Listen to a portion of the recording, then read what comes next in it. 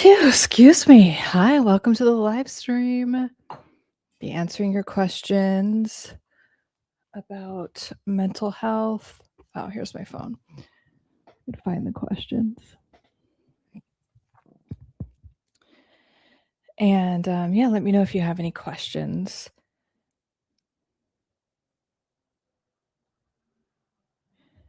About mental health, healing from toxic relationships, and I will answer questions that I received throughout the week.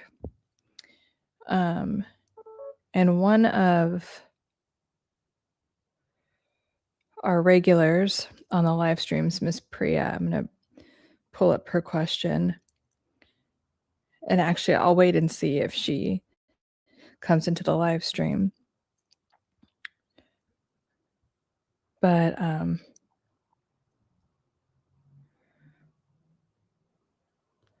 let me pull up some of the other comments. But yeah, let me know if you have any questions.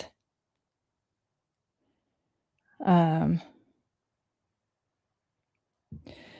again, I've mentioned this in a few other live streams, but the series of videos I did on narcissistic men that are secretly gay, down low, it's very confusing if you have dated one of these type of men, because it's like, why are they so mean?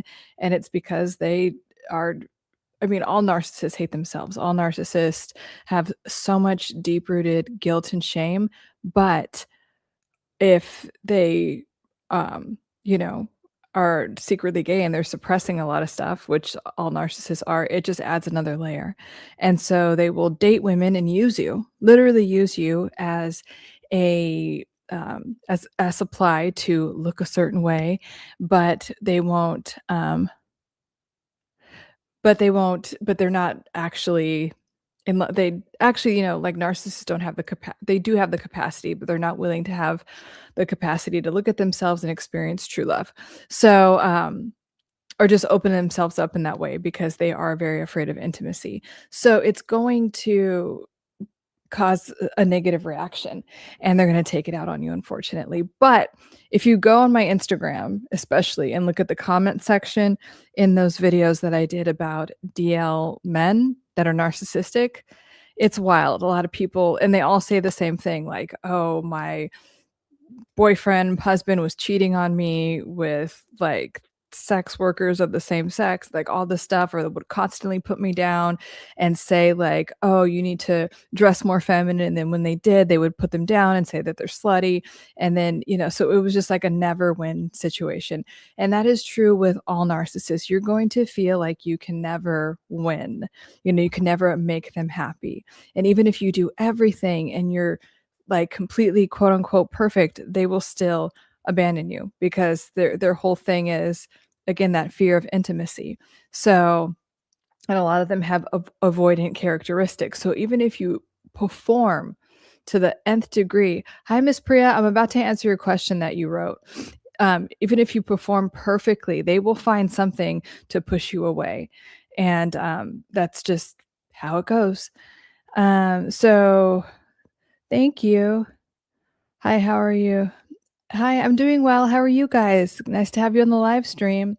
So, Miss Priya, This is the base. let me find your question. I just had it pulled up. That you wrote in the comments. Sometimes I feel tempted to contact a narcissist. Was it this question, Miss Priya, or was it a different one?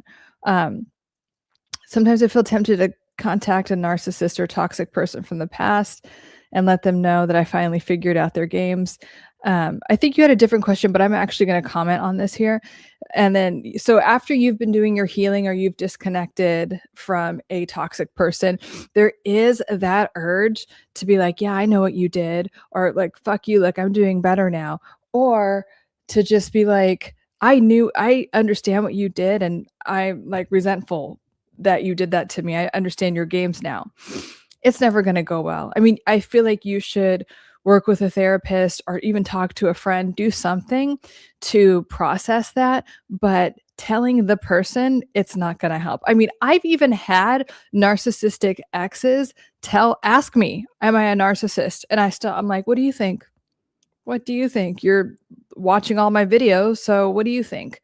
I won't even, be tempted to, because it's not gonna go well, and then they'll blame you, and then it'll just cause, like, tension.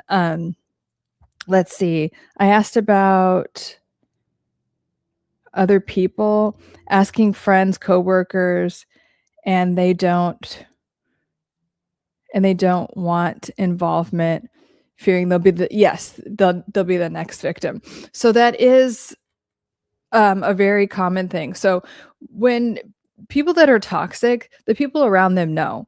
The only people that they're not fooling are strangers. That is why narcissists and borderline, all of those toxic personalities, the personality disorders, are the nicest to strangers, because that's like fresh supply and they could have this good impression. And that's how they pulled you in the first place. That's how you ended up in the love bombing, or thinking like just like so taken aback by all their charisma. So they're only nice to strangers, but everyone that gets to know them knows, oh God, I don't want to get involved in that drama, or I'll be the next victim. I see how they talk shit about everyone else, or I see how they blow up at everyone else and then turn everyone else, or try to turn everyone else against them. Like, I don't want any involvement in that. So if you are in a dynamic with a narcissist and your friends, or it happens at family and work dynamics a lot, they're like, I don't want to get involved. I don't even, because that wrath is going to be taken out on me. And that's normal. And like, I mean, my question is, if everyone else is, having a healthy boundary, that I do think that that's a healthy boundary. So why are you continuing to engage? So we have to go back to JADE, and remembering that JADE stands for justify, argue, defend, explain, engage, or engage. And we don't need to do that with them. I know it's tempting, but getting other people involved, that's just creating more of the drama loop. And the narcissist actually likes that. Like, if you were actually to involve other people, they would like that. So while you're trying to resolve the problem, or feel like you're not crazy, or get some type of support because you feel so unsupported and so like emotionally abused, it's having the opposite effect on them. So again, it's disengage, completely disengage. I'm in a relationship, but for real, BK back in the day. I do not condone in cheating, but state in your life. I don't know what that means, Steph E. Cherry, what is the deep-rooted hate towards, I don't know. Like in general, why do people have hate towards transgender people? I mean, I think for a myriad of reasons, people have their own prejudice towards things. Colby, hate the sin. Okay.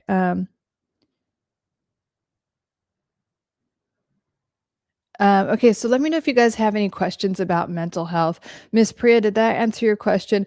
That is a dynamic they do.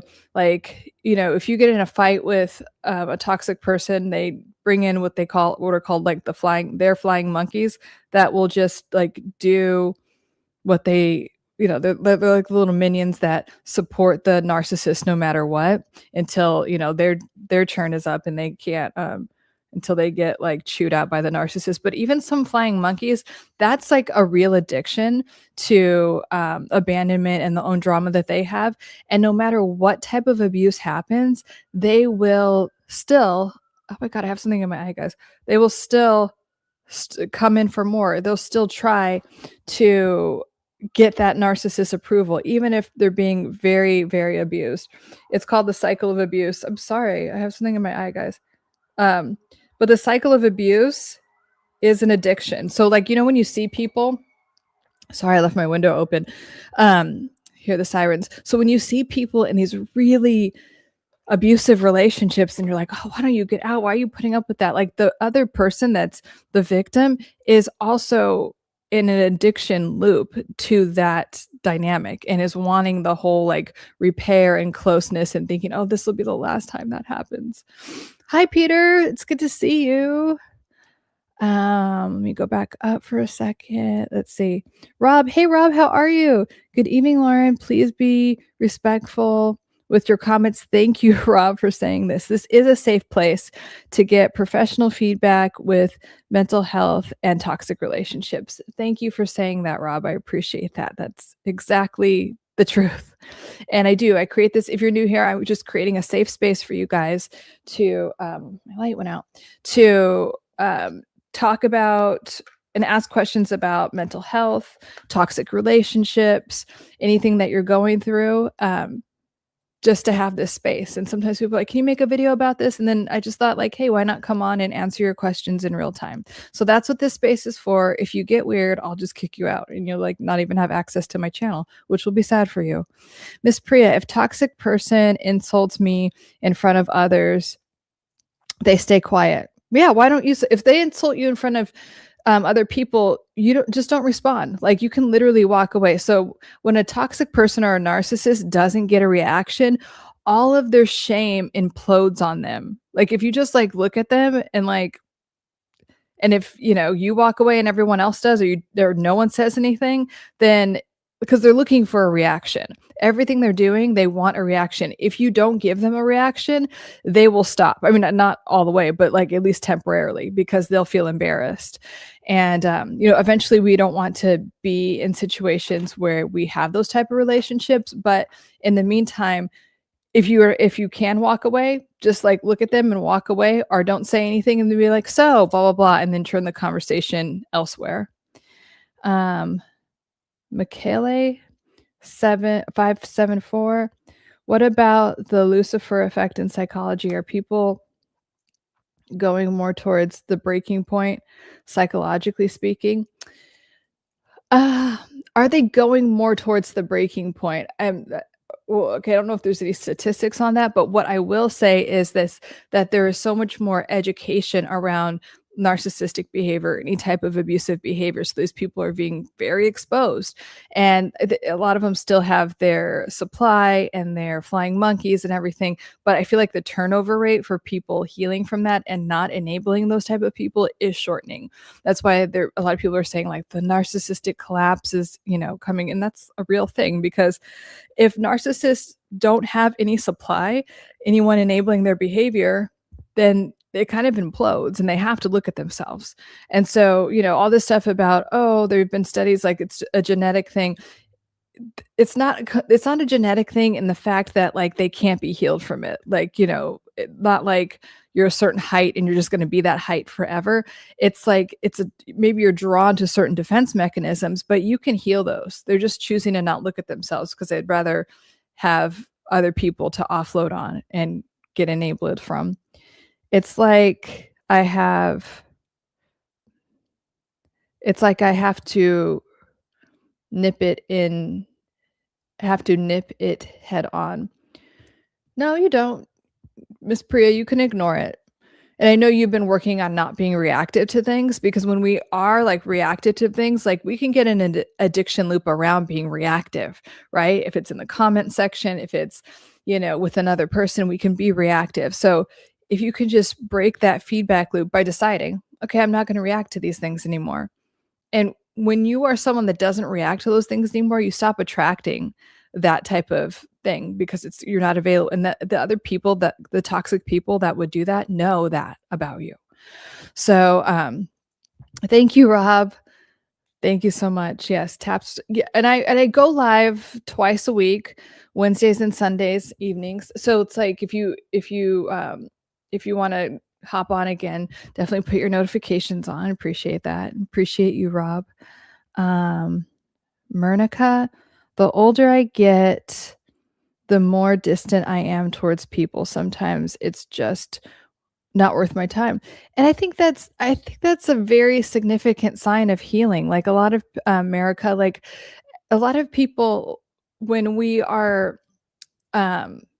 earlier on in our journey, like less healed, whatever you want to call it, we feel like we have to give our time and energy to people that don't deserve it. Like, oh, something bad's going to happen if I don't go to this event, or if I don't tolerate this behavior. And it's like, having healthy boundaries means you are probably around less people, but I am all about like quality over quantity.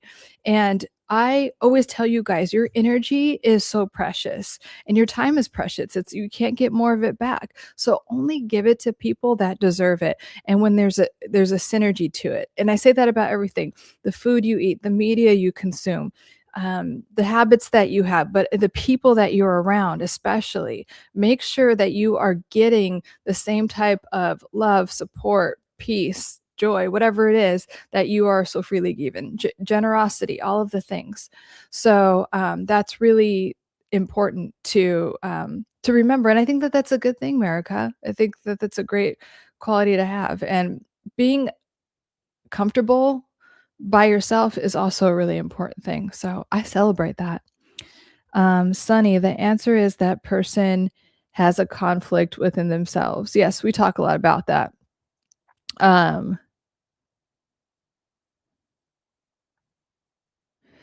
Let's see. Steph E. Fun fact, I'm here because this channel.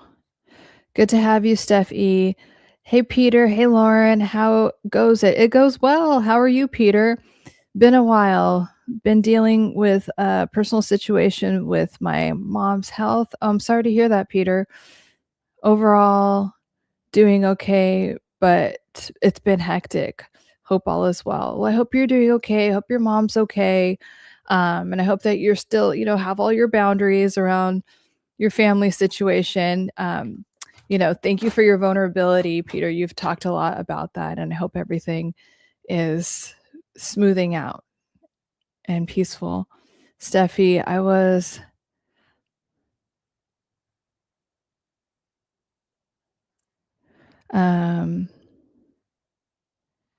Rob, I'm doing okay personally, by the way, Lauren, putting the tools to work to maintain. Yes. What tools are you using, Rob? I love hearing that.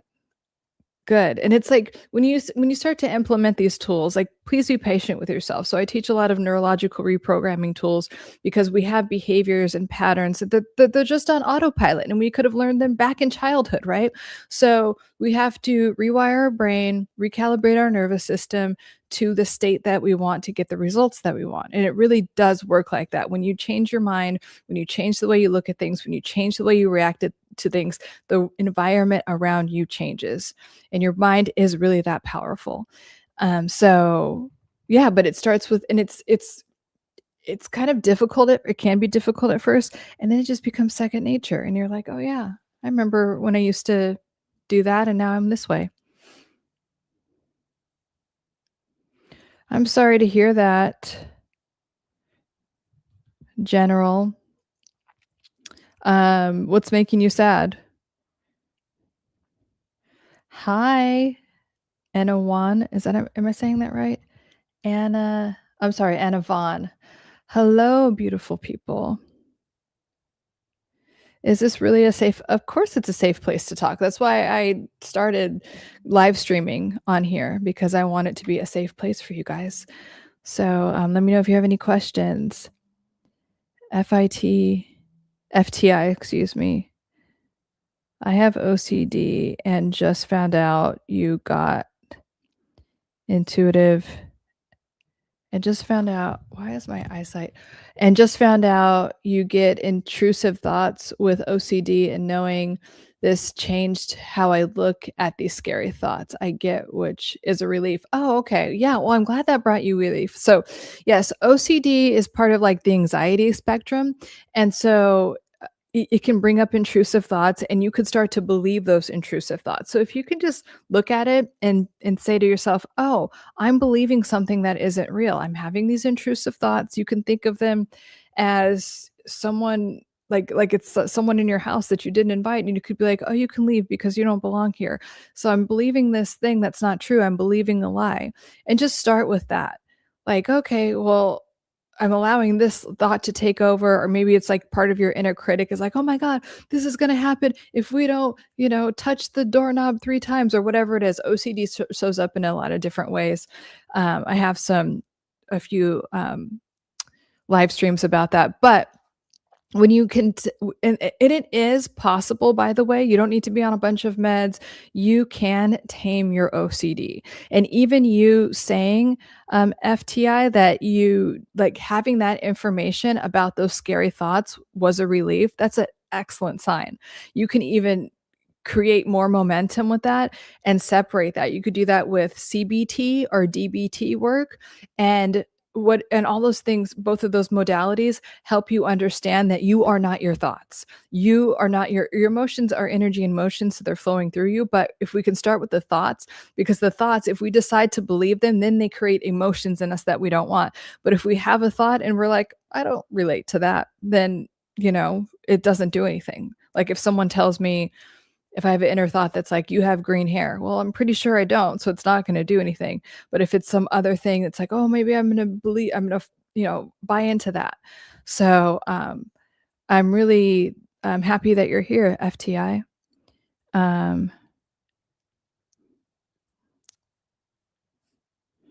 Hi, King. I don't know what you mean by that. Abel, so many things I need to ask. Well, ask one of them, Abel. Nice to have you here. Why do female psychologists have a higher suicide rate than women in general? I haven't heard that about female psychologists. I'm not sure if that's true. So, there are some studies that men have more of a high suicide rate, but I haven't heard that about female psychologists. I don't think that's true. Steffi, I suffer from PTSD and so much more.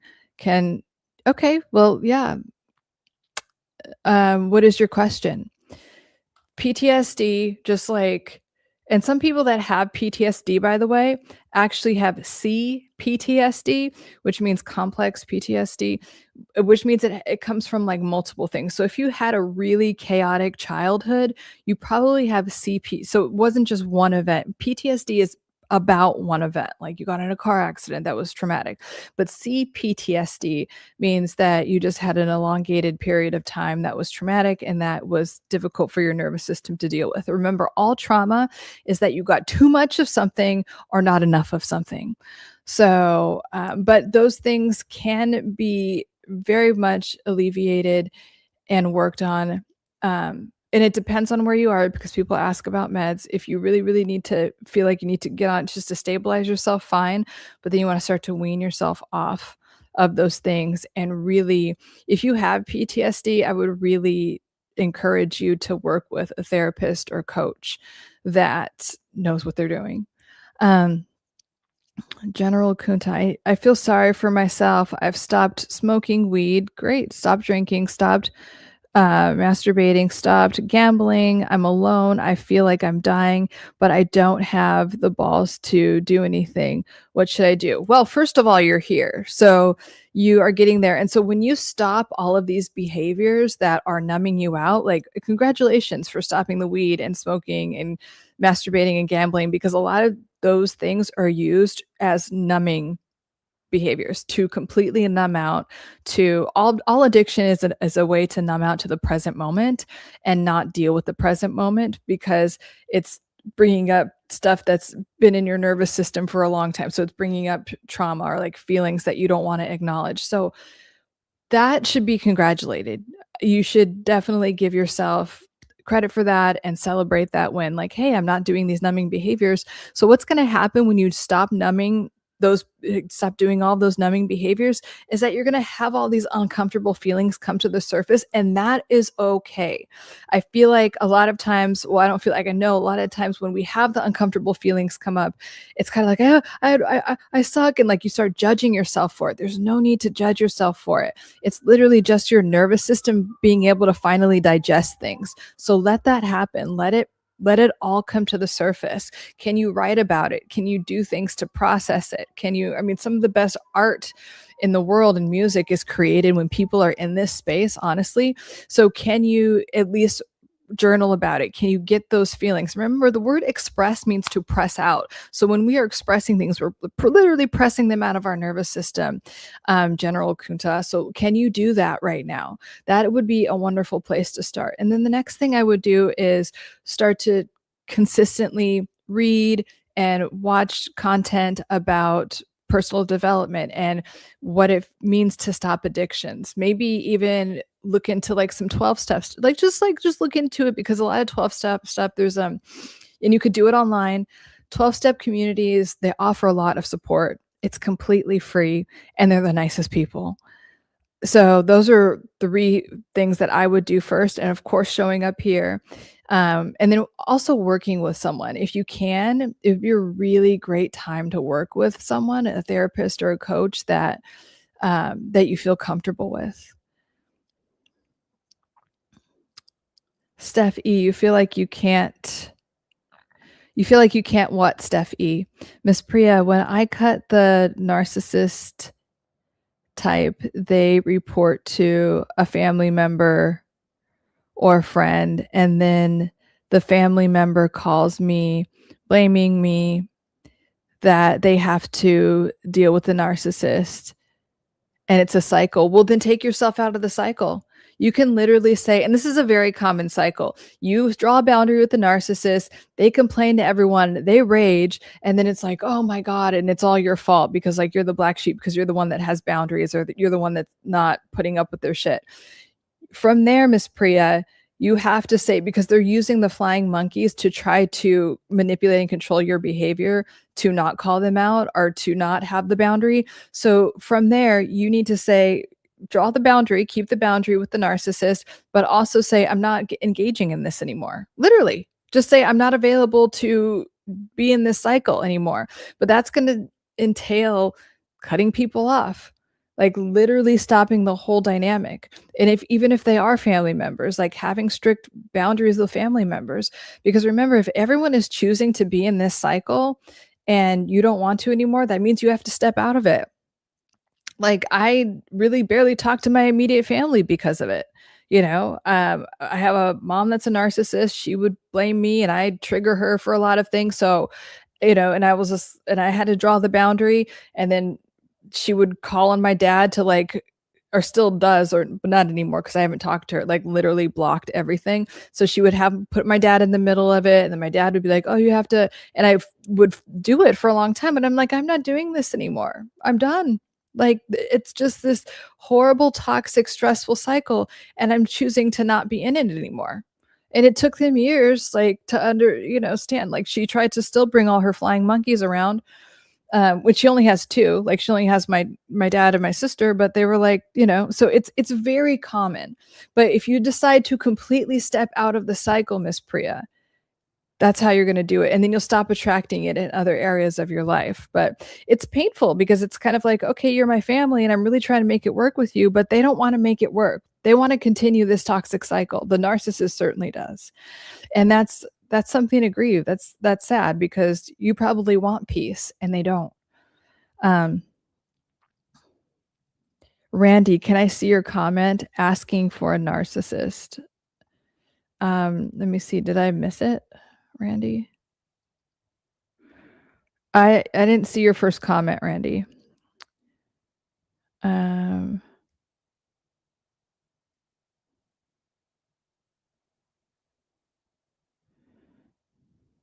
Let's see. It's peaceful alone. I mean, I think so. That's a great place to be when you could feel at peace with yourself. There's so much healing that happens when you could feel at peace with yourself, when you're not trying to numb out with anything, right? It doesn't even have to be someone else. It could just be, you could have a myriad of addictions. You could just numb out with TV. But when you could truly be at peace with yourself, it is so liberating.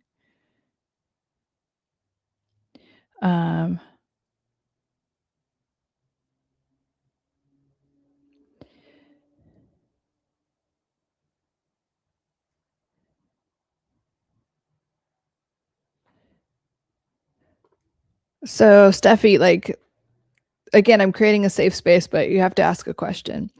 I used to work for blah, blah, blah, but got employed to stuff, and I'm so scared to talk. Well, then talk private. Like if you want to set up a one-on-one session with me, you could, all my information's in my channel and we could do that. Peter, thanks, Lauren. Past trauma, especially growing up, resurfaces with my mom, trying not to repeat old unhealthy habits, but also trying to be aware of the current situation. It's a tricky balance. Yeah, it is. And it's especially when like a parent is ill or something, we can tend to think like, okay, well, I can just I have to abandon all of my boundaries because this parent of mine is ill. No, you don't. You get to still keep your boundaries. And I have seen people that, like narcissists, will perpetually keep themselves in a sick state so they can so all their behavior can stay enabled, like literally, because you have the ability to make yourself sick and your mind, like this has all been like clinically proven now, the data's out there, and with your mind you can heal your cells. So, and you could heal yourself from different diseases and ailments. But with narcissist toxic people, especially when they're like everyone is at their edge, like they're just like, I can't deal with this person anymore. It's so interesting how they will all of a sudden, get sick, and it's like, okay, well, I'm in the hospital and I'm your mom, so you need to da da da. You don't need to do. I know this sounds harsh, but you get to still keep your boundaries no matter what the situation is. And yeah, I know that might sound crazy to some people and harsh, but keep an awareness, Peter, of what is going on and what your boundaries are, and stay true to yourself. Get an accountability buddy if you need to. When I work with clients personally, like I communicate with my clients every day. I'm like, hey, are you okay? Reminding you to keep your boundaries, all the things. So, um, you're doing well. I can tell that you're doing well and you're aware of your boundaries, and it's just stay on top of it. But you're doing great, Peter. Um, what is the easiest, clearest way to identify narcissism? Really, the easiest way is how you feel, because they trigger your nervous system in when they're in the love bombing, like when they're like drawing you in and being all charismatic, you have this reaction like, oh my God, you're the best person. And yeah, let's start a business. Let's fall in love. Let's get married next month. All these things. It's too much too quick. They're always too much too quick. I've seen like business partners do this. It's like, oh my God, why did I rush into business with this person? They just charmed me. How did I just, everything happened so quickly, like that whole thing. If things are happening really quickly, that's the first thing. And you're like too excited, like your nervous system is on what, and then the cycle of abuse is, then you start to get devalued. Then it's like, whoa, I didn't see that coming. Okay. Yeah, let's go back to everything being fine. And then you're chasing them to get that high back. Those are the first two phases of any narcissist, like toxic relationship. So if that is going on, and you have to be really honest with yourself, because a part of that, when those phases are going on, you start making excuses for their behavior. And that's very common, like no judgment at all. But I'm just saying, like, if you see yourself doing that, just notice what's going on and then say like, okay, well, I don't need to do that. And I could, kind of be bummed out because I thought this person is something that they're not. So, but those are the easiest and fastest ways. Chris. Okay. Anyway, so keep the questions related to mental health, please, and relationships. I'm here to create a safe space for you guys. Steph, okay.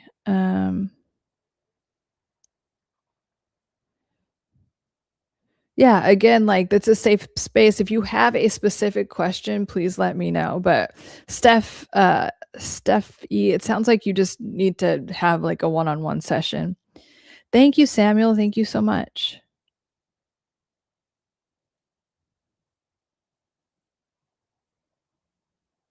You're so welcome, FTI. I'm bipolar with CPTSD. This is the skeptical stash. Traumatic childhood, which eventually developed into bipolar disorder. Okay. Yes. So that is, but you know what, skeptical stash, I love that you know that and you have an awareness of that. And that does create, it can create a lot of things, and including bipolar disorder, because the nervous system is it's just trying to survive, right? So it will bifurcate and do certain things, and it looks like bipolar disorder sometimes.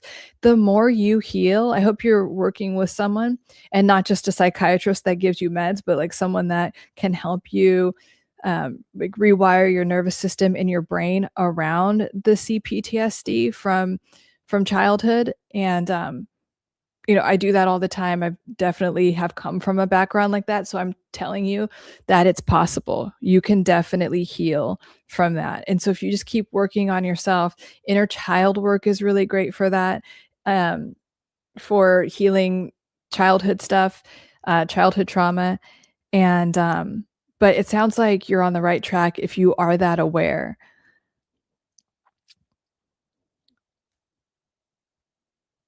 Um, yeah, okay. So how are the meds for you? Skeptical stash.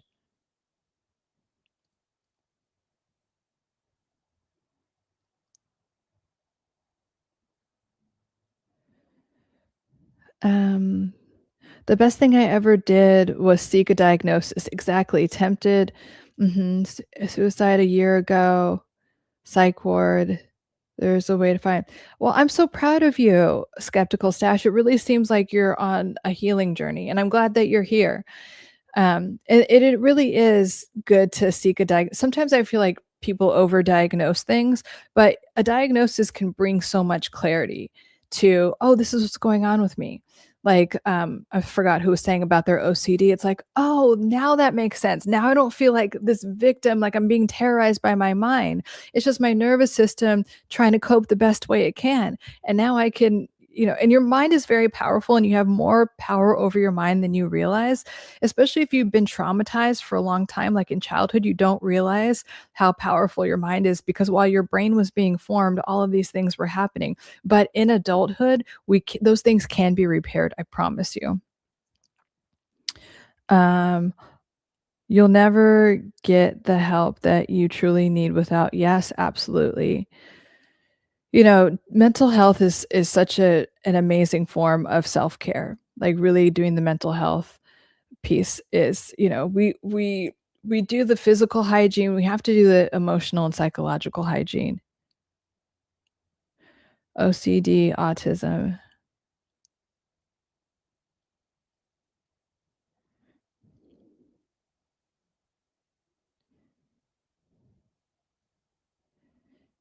Cam man, hi. There is a way is there a way of contacting you to speak about my decade-long nightmare? It's very complicated. Yeah, absolutely. You can, all my information is in my channel, but, like, here's my WhatsApp number, um, 949-936-4092. So, that's my WhatsApp number, and then we can, set up a time to chat, and I do one-on-one therapy and coaching. Um,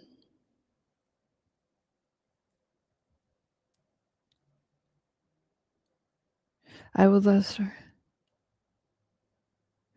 Okay. Uno was just scrolling up, was just scrolling through lives, and this one came up. Love pages like this. I enjoy sharing my story and showing people still lost that there is hope. Yes, there definitely is. And thank you so much, Skeptical Stash, for sharing your story because there really is. And sometimes when you are in the depths of despair or you haven't been diagnosed yet or you're just new to your mental health journey, you feel like there's no hope. You feel very like victimized. And so thank you for your vulnerability and sharing that because there is hope. You could come from the most traumatic situation and have a lot going on, and if you put in the work to work on yourself and start your mental health journey, it'll be the best thing you ever did in your life. um yes, Camacho, I would love to connect with you, please, and I'll let you know if I can help you in my private practice. Dad walked out when I was young. Mother passed away when I was 10, grew up in a broken home, diagnosed with bipolar PTSD, failed suicide attempt. Yeah. And look at you now, like you're on your healing journey. Skeptical Stash. I now own a home. I have 2 beautiful little children and an awesome job. Medication stabilized me, and wanting to be okay for them kept me going. Exactly. And I always tell people that you can heal from anything and you can literally have anything in your life and your health, wealth, relationships, career, everything. you just need the willingness.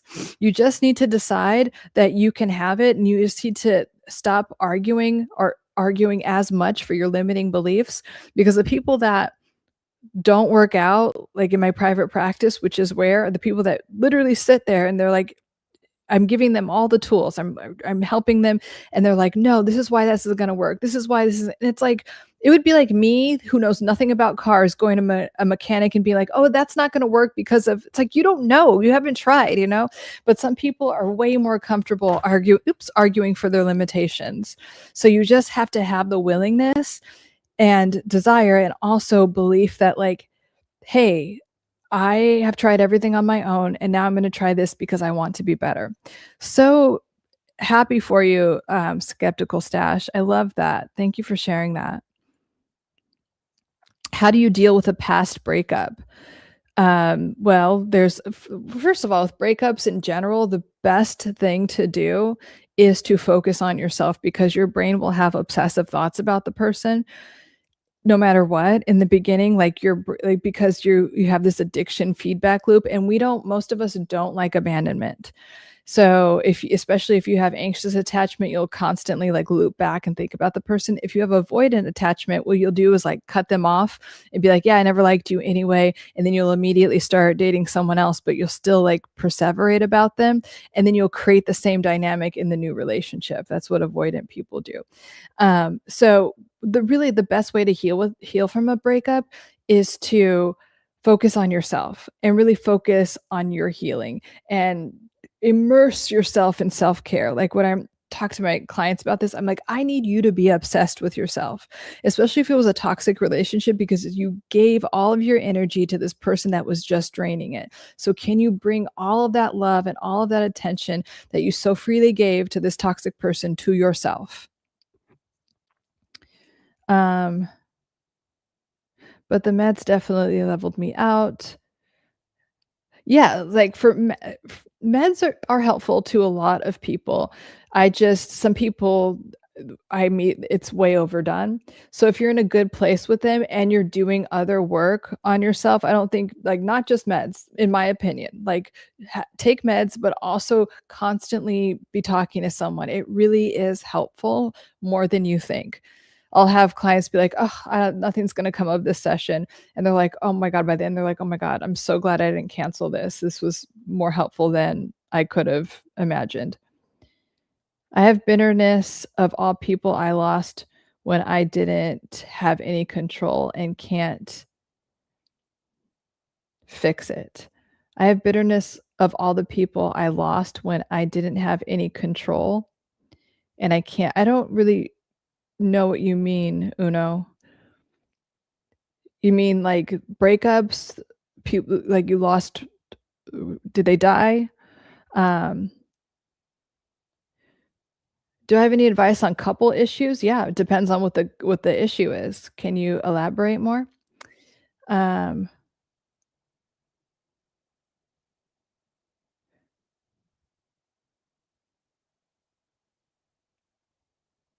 Hello from the UK.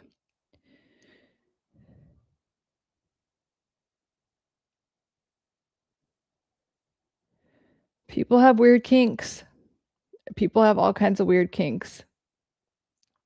If you have some weird kink and you don't know why, it probably has something to do, like, at some point in childhood when you got aroused by something, you were looking at something, even if it's an insect. Why some intelligence person feels why some I think you mean, what you mean to say, Bruce, is why do some intelligent people feel comfortable when alone? Some people are introverted. Some people, like, especially if you're introverted, you need to recharge alone. And I was just saying earlier that I think it is so healthy to really be comfortable, to like be by yourself, and not like in a defensive way where you're like keeping people out. You have a balance, right? You have a support system. You know how to connect in an emotionally um, mature way, and you have the capacity for like emotional intimacy, but you also know how to be alone, and you also are comfortable being alone, and you don't feel like you need to numb out or search for something. And then you could also like prosper when you're alone. You could work on some side hustle or whatever. Like it's, it's that balance.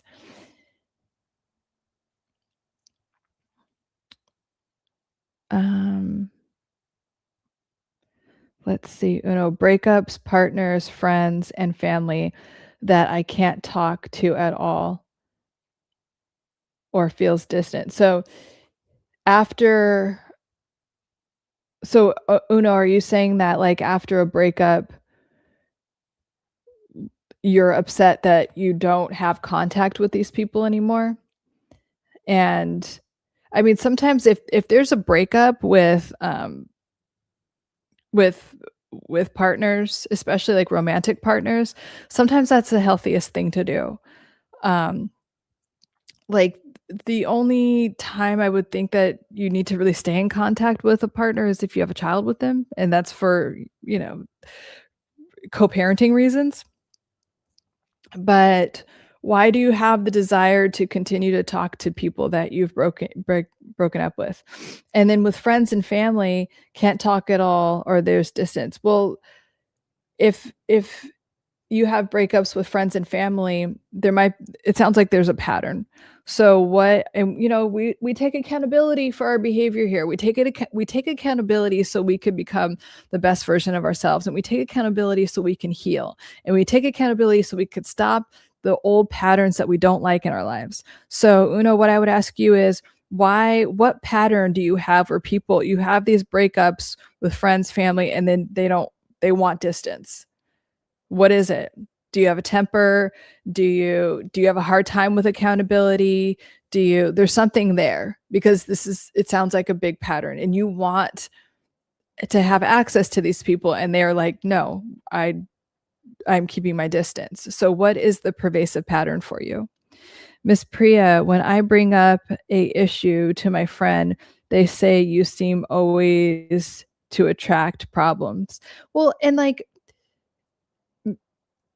maybe that's like I've said, Miss Priya, I'm not giving solutions. And so yeah, and like, some people here's there's two things there.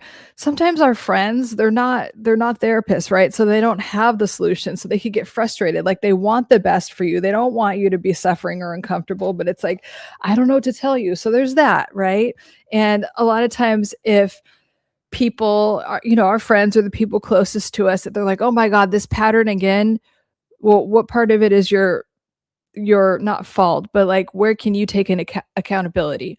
And that's why, like, especially my work with toxic relationships, that is my goal for you guys. I want you to rewire your brain, release the past addiction loops to like certain behaviors and certain drama, all of those things, certain pain. We can be addicted to pain, emotional pain, any type of pain. So where can you stop that feedback loop? So stop giving them energy. Stop, like, what are your boundaries? Going back to the exercise I give you guys a lot. What are your standards in relationships? Is one of your standards that I get to have healthy conflict resolution with all of my relationships?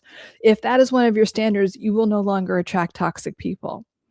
And are you getting something out of the arguing back and forth? Do you I mean, I'm being like, you got to be super real with yourself.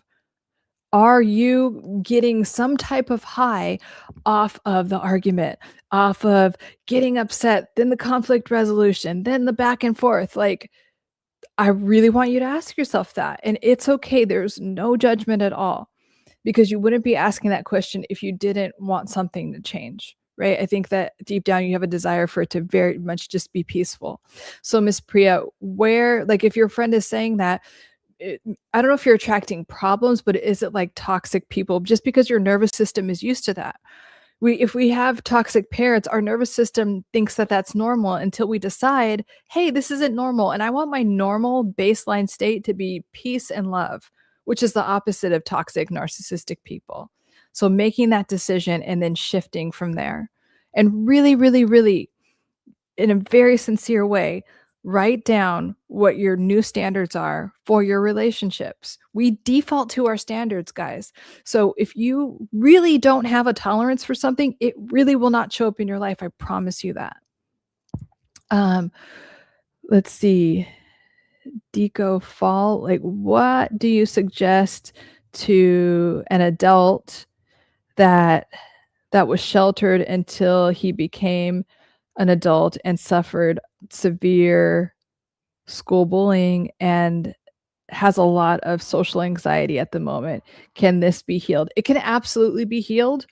And, overly sheltering a child, I really do feel like it's a form of abuse. And I know it's coming from an anxious place on the parents' part. But yeah, so if you overly shelter someone, their nervous system hasn't learned how to do a lot of things and everything is triggering to them.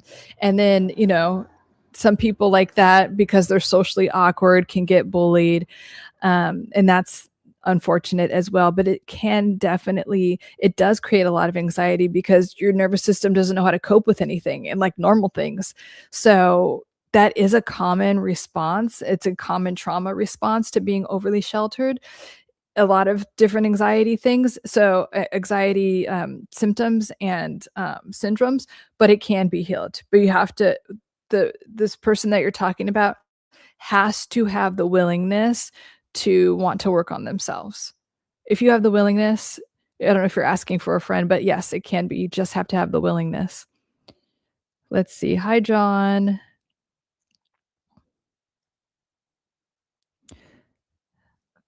I have some ADHD or mental health condition where I can't pick up when someone doesn't answer me directly.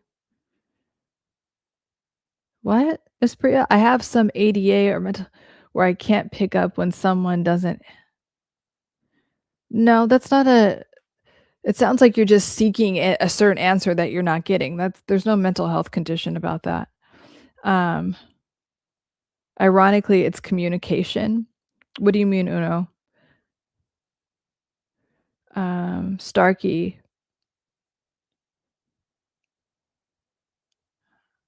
Can you keep the questions related to mental health? Like, don't ask stupid shit. I'm here to help you guys. I'm here to create a safe space for you. I really love this channel. Do you have daily streaming? No. Oh, great. I'm so glad you're here, and I'm so glad that you love my channel. Let me know if there's any content that you want me to create to make it better or that would answer your questions directly. So I live stream every Wednesday evening at 6 p.m. Pacific and every Sunday evening, and that's called Soothing Sundays. And we just recalibrate for the week to make the week awesome. It's a little antidote to the Sunday scaries, and that's at 5 p.m. Pacific. Thank you. Thank you. So please join for the live streams, Bruce. It's every Wednesday and Sunday. And then turn on your notifications, and then you'll get a notification just in case you forget when the live streams are happening. What kind of therapy do you suggest for over sheltering or bullying trauma therapy? Or I don't suggest EMDR. It got really popular and a bunch of therapists started getting certified for EMDR because it was like lucrative. If you have one specific trauma, for instance, like a car accident, like very specific PTSD type of thing, then do EMDR for it. It is not good for like childhood, like a bunch of stuff happened to your childhood. It's not, and there's finally the research is coming out about it, that it can make things worse. And I've had clients come to me, they're like, oh, I did EMDR for my childhood and it made it worse. And I'm like, oh my God, I know. So it's not good for that. Do for this type of, to answer your question, the type of therapy that you want to do for over sheltering and bullying is called CBT. So cognitive behavioral therapy is what CBT stands for. And yeah, because there's a bunch of different therapies that fall under CBT, but that's what I would find someone that is really knows what they're doing and understands neuroscience, with either a coach or a therapist. And if you like, you can. I put actually all of my information is there's a link at the top of my channel. I've helped many people with those type of things, as long as they are willing, as long as the willingness is there. Because sometimes with overly sheltered people, unfortunately, they find enablers because they're so used to being coddled and all these things. So they'll marry an enabler. Like I've seen men do this, and they just marry someone that's like basically like a mom to them. and they don't want to ever, so if the willingness is there, find a therapist or coach that specializes in CBT, and I would take it from there. Uno, let's see. The issue with me is communication. I don't want go into it. You already answered my question by saying taking accountability is the road to healing. Taking accountability is always the road to healing. Accountability and like the willingness to change, but part of having the willingness is taking accountability, not just saying, "Oh, fuck it, it's everyone else's fault," like a lot of narcissist and borderline people do. So it's kind of like in any situation. I remember when I was healing from my own toxic relationships and narcissistic abuse, and I'm like, I keep attracting the same dynamic. It can't be everyone. Like, I'm not like a victim here. And a lot of people get triggered when I say that. They're like, "Oh no, you're victim blaming." I'm not victim blaming shit. If you have certain patterns show up in your life, they are information. They're information about where you can heal, about where you can level up or be better. There's something that, especially, your relationships are very revealing. So they're very like, and I mean that in the best way. They're very like, they will help you understand where you get to heal, where you get to have a deeper understanding about yourself. So if you have communication issues with people, it's kind of like, okay, and really sit down and write about it. It's like, okay, I have this pattern.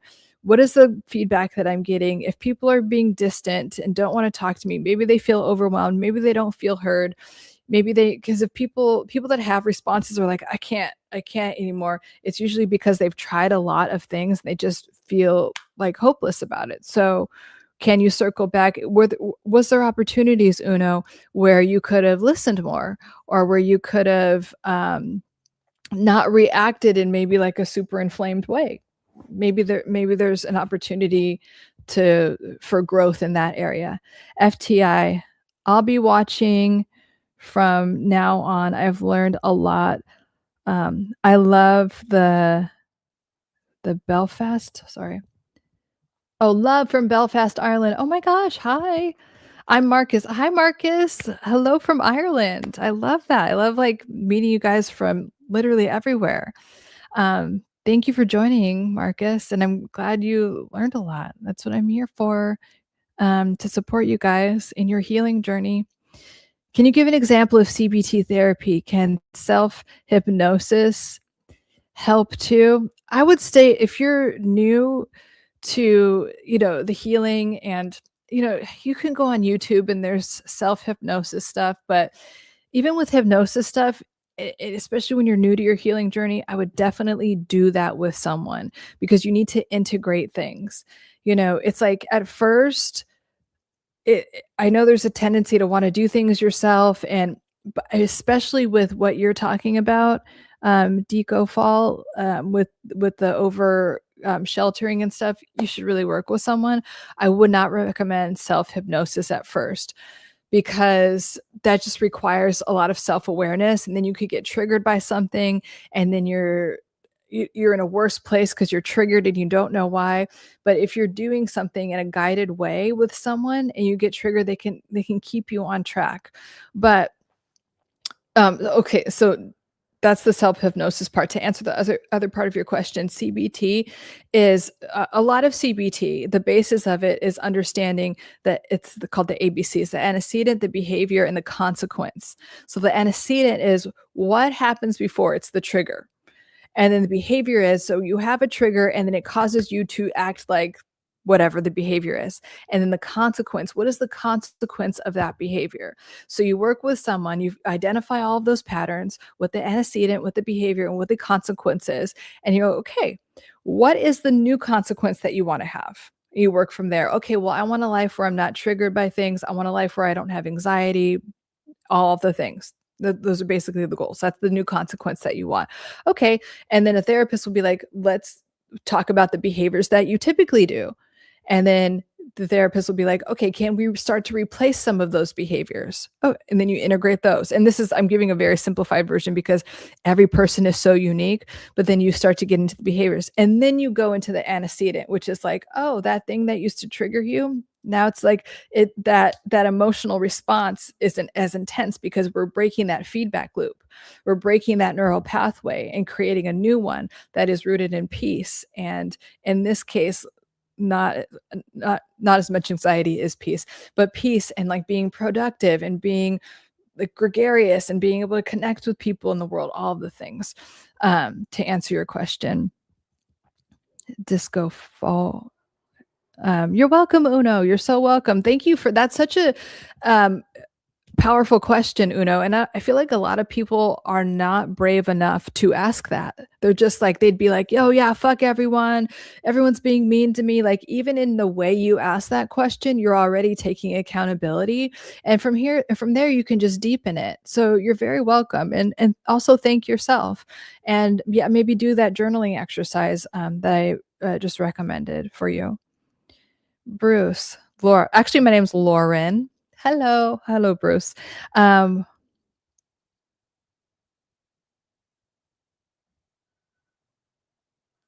People get turned on by different things. Yeah, let me know how it goes, Uno. Hello, Chickall. Um, yeah, I mean, like decoding what turns people on is you'd have to work with someone one-on-one, but a lot of times people have it is rooted in childhood. You know, you saw something while you were whatever, and that could be a thing. Well, great questions, you guys. And nice to see some new people, like from, you know, Marcus from Belfast. I freaking love it. I love connecting with you guys. And as always, you guys ask great questions.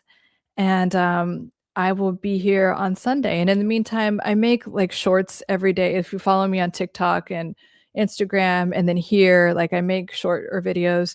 And then I make more long format videos too. I want to do a series on inner child work because it's so important.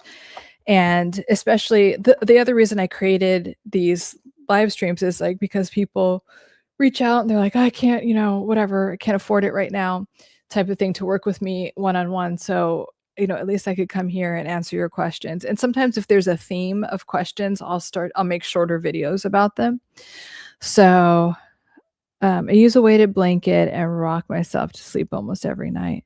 That's great. That's a way to regulate your nervous system. Weighted blankets and rocking yourself to sleep, or any form of rocking, or even going like this or tapping is a way to regulate your nervous system.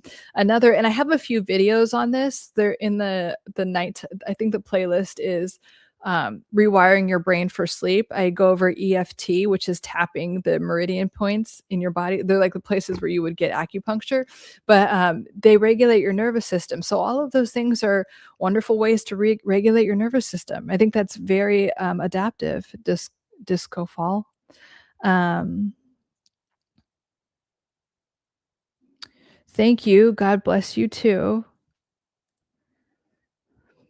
Yes, God bless you all. Sending you lots of love and everything that you want, love, peace, and joy. How to overcome public fear of speaking.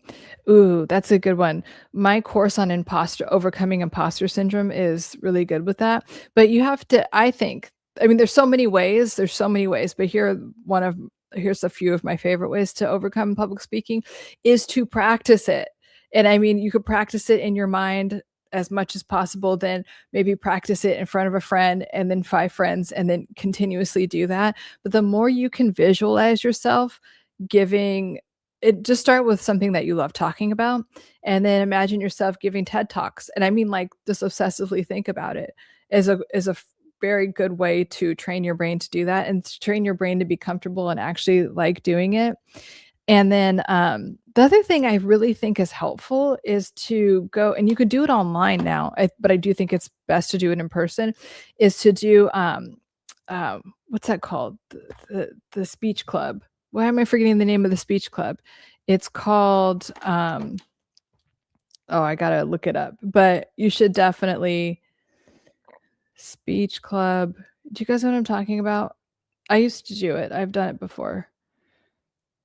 Toastmasters, going to Toastmasters. If you're really deathly afraid, start online and then find a Toastmasters near you.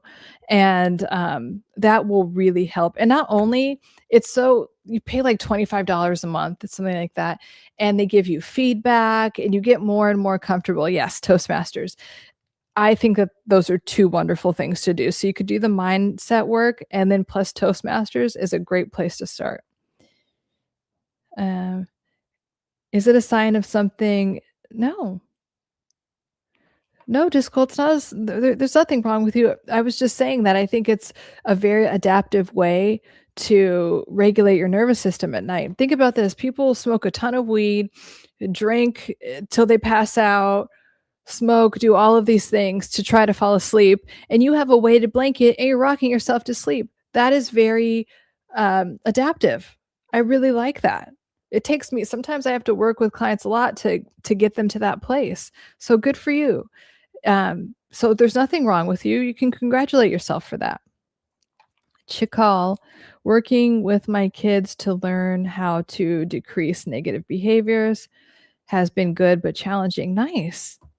Very good. And again, CBT work is good with that. And also, what I will say is that when you're working with kids on challenging behaviors, it's challenging. But children actually love it. They're not going to be like, oh, I love that you're doing this. But children feel safe when you have boundaries, when there are rules. These kids that are like, that have these parents who are like, oh, do whatever you want. Those kids have the most unregulated nervous systems because they're like, what are the boundaries? I have these big people called adults that are supposed to be taking care of me and providing safety for me, and they're letting me do whatever the fuck I want. Like, so kids actually like boundaries. They don't really ever articulate it. Like, thank you, mother, for these rules that I rebel against. But they're helping me regulate my prefrontal cortex so it can develop. No, they're not going to say that, but just know that you're doing the right thing even when it's challenging. Billy Ray Cyrus. Oh, hey. Only 1% of the world have like this condition deep talk about knowledge is intelligence. I haven't caught your explanation about it. I mean, like, I did say, I mean, do you want me to get into every detail of it? Like, does it, and does this condition bother you? But like, to answer it on a like kind of surface level, anything, if you have some type of weird kink or weird thing that turns you on, it might be a memory that you don't even remember from childhood, but like you were turned on at some point and then saw a certain stimulus and then it caused those type of things. But like, to answer that specifically, it's very specific to you. So when I work with people individually and they ask me these things, it's like, okay, we get into and it'll be like, oh, it's this one memory, or it's like, oh, that stimulus makes me feel that way. It's just a very personal association. So I couldn't really answer it fully. Like, you would have to also do a deep dive or, work with someone that could help you if it's even bothering you. Wow, thank you about the compliment. I always felt that because my anxiety that prevented me to fall asleep, I had some. No, there's nothing wrong with you. You're taking really good care of yourself. I think that's a beautiful form of self-care to do that. And then you could also do some inner child work. Like, okay, like if you know that like when you were 8 years old or when you were 12 years old, it was hard for you to fall asleep because your parents were fighting or something, you can talk to that 12-year-old and be like, okay, well, I'm going to give you a weighted blanket and some, I don't know, a hot drink, and you're fine and you're safe now, because our bodies remember certain things. So in adulthood, it's like, oh, I'm anxious about falling asleep, but it's really because of something that's still in your nervous system. So if you talk to that version of yourself, if you're aware of that, this is why I want to make the inner child series. And I'll probably get on that this weekend. But when you identify those things from childhood and you can talk to that version of yourself, it's really interesting how those things get lifted. Like, all of a sudden it's not in your nervous system anymore. All of a sudden you don't have that anxiety anymore. And you didn't need all those meds. You didn't need like 10 years of therapy. You just needed to talk to your inner children, So let's keep things related to mental health. I'm here creating a nice, safe space for you guys. You're welcome. Thank you for helping me know reassurance, helping set limits with kids is helpful to them. Oh, yeah, it is. And in the thick of it, it really doesn't seem like it, but that is what children want the most. And it is they want to know that they could rebel, and you'll be like, no, because what they're hearing on a subconscious and unconscious level, like which is in your nervous system, like, oh, my parent cares about my safety more than anything. So it'll all work out. Hello, time, space, entanglements. How are you? I had a chance to read Freud's interpretation of dreams. I had weird response. I caught myself apologizing to Freud. Interesting. Why did you feel like you had to apologize? Is that an authority figure thing? Is inner children work a form of reparenting? Yes, it's a form of reparenting yourself. That's the basis of inner child work, is reparenting those parts of you, those different versions of you as a child. And then the other part of reparenting work is also imagining like the ideal parents that you want. And some people call them like the male and female version of God. And then knowing that you have a lot of love and support from them, and they're always taking care of you and always loving and supporting you. And then you reparent your inner children. Enlightened prophet. Let the mind wander and not wander. Yeah. Be like little children and enter the FTI. I've PTSD too, so I'll have a few questions next time. Yeah, of course. It's hard to answer on public zone. I changed. Yeah.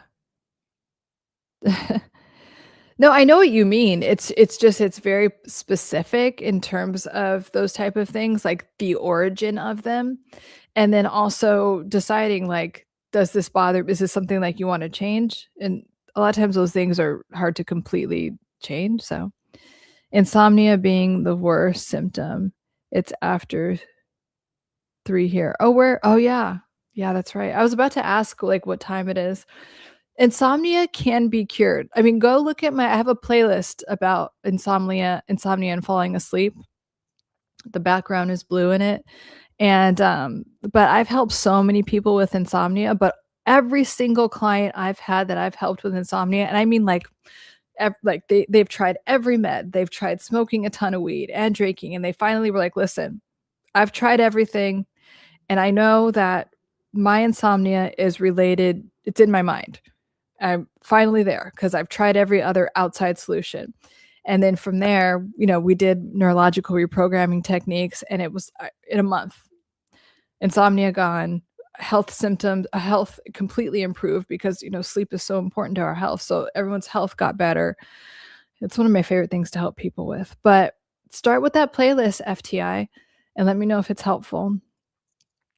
By the way, I'm not agree about that. I don't know what you mean, Bruce. Chikal, some of these men need to be curious about their lust. Yeah. Enlightened prophet, the power of love will eventually replace. Yes, it will. Great questions, you guys. And great to meet you, new people on the live stream. We definitely have regulars here, so it's nice to see and meet more people from all over the world. I love that. And so I will see you again on Sunday at 5 p.m. Pacific Standard Time. And yes, I have never looked at it that way. Oh, yeah.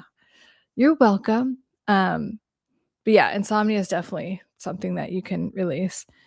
Deco, I'm reparenting a kind of role play inside my head. Yes, it's a certain role play inside your head in a way. The role of the parent, behavior should I have had. Yes. So you're giving that version of yourself. So if the 12-year-old version of yourself was traumatized and couldn't sleep at night because your parents were fighting or there was some type of thing that was dysregulating your nervous system, in your mind, you could do it in a meditation or you could journal or whatever, but it's just easier to do it in your mind, I think. Say to that version, that 12-year-old version of yourself, you're safe now. I'm keeping you safe. I'm going to put a weighted blanket on. So yeah, it is kind of like a role play in a way that you're doing. Yeah, and you're giving yourself the parenting that you did not receive at that age. Many times or attempts is usually needed to reparent. How many it's different for everyone, but the thing about reparenting is that you just constantly do it. Just like you nurture your relationships that you have with your friends and everything. So, love you too. So it's not like oh, I'm one and done, but know that every time you do it, and a lot of people, the first time they do it, they have a really powerful experience and they really connect with it. And a lot of healing happens the very first time that they do it. But then when you awaken that, for instance, that 12-year-old that I was talking about, then you start to have a relationship with them. Then it's like, oh, my 12-year-old wants to be playful right now. My 12-year-old wants to relax and not feel like they have to, overperform and do everything for everyone else. You know what I mean? You'll start to connect with these parts of yourself and the relationship develops. So it's not just a one-on-one type of thing. So yeah.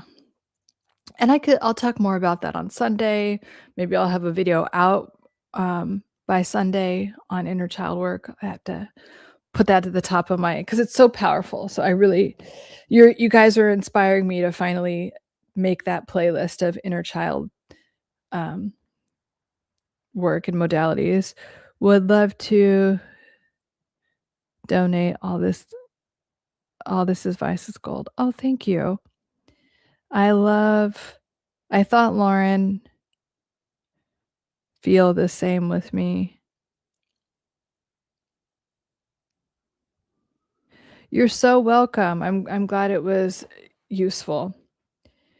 Mike, to stop intrusive thoughts, well, first you have to identify what they are. And then there's so many ways to do this, but I'll just give the most basic cognitive behavioral one now, is that, first of all, breathe deeply because your breathing is most likely dysregulated. And then identify all of the intrusive thoughts, literally write them all down. It really decreases the power when you write them all down. And then ask yourself, what unmet need do you feel like you have that the intrusive thoughts are trying to get? Because there's an unmet need there. So if you can identify what that unmet need is by the intrusive thoughts and then provide that for yourself. So it's like, oh, I need to feel safe. Can you tell yourself you're safe? And this, again, inner child work is great here. You are safe. You are perfect. You are intelligent. You are, capable. You are enough. So it depends on what it is. You'd have to get really in there, but identify what the intrusive thoughts are trying to make you believe isn't true, or what fear they're trying to get you to buy into. Hello, Dave. We're just wrapping up now, but I will be back for Soothing Sundays at 5 p.m. Pacific. Again, great questions, great connecting with you guys. And I will see you. Well, if they are self-harm, you need to talk to someone immediately. You need to talk to a therapist. You need to work with a professional, like, immediately. And if that is hard for you, then connect on like a suicide line or some type of self-harm. Please do that right now. Like, get off this live stream and go. If you have a therapist or someone that you're working with, call them immediately or text them immediately, and then find some type of like hotline support right away. Do that for me, Mike, and let me know what happened or like what you did after that on Sunday. Come on here again on Sunday and tell me, but you have to take care of yourself right now in the present moment. But I'm glad that you asked. So go find one of those hotlines. They're very available, and get your needs met immediately, and then work with someone, and then you could work on the other stuff. And yeah, and if you've had it for years, it sounds like you don't want it anymore. So that's a good sign that you actually want to do something to alleviate it. So start with there. I think that this is just kind of a sign for you to actually finally do something about it. If you've had these intrusive thoughts for years, you wouldn't be on this live stream if you didn't want it to change finally. So start to take steps towards doing that, and let me know how it goes on Sunday. Or you guys can always connect with me in the meantime on TikTok and Instagram. You can DM me and I'll eventually get back to you. So there's that too. Okay. I love you guys. Great questions, and I will see you on Sunday. Mwah. Bye.